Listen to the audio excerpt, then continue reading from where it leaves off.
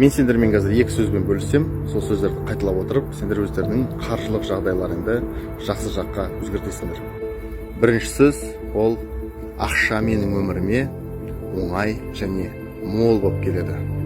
Осы сөздерді сендер ылғи да қайталағанда, сендердің негативный убежденияларының бронясын пробивать етесіңдер, және де сендердің подсознанияларың ақша табудың басқа жолдарын істей бастайды, көре бастайды.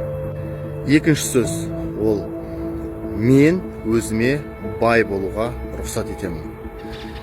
Сендер осы сөзді айтқанда, сендер өздерің жылдар бойы жинап келе жатқан негативный убеждения, сосын негативный блоктар, өздерінің ограниченияларыңды шешіп тастайсыңдар. Сендер осы сөздерді күнде қайталап, осы сөздерге үйреніп, осы сөздерге толықтай сенгенде, сендердің өмірлерің жақсы жаққа өзгере бастайды.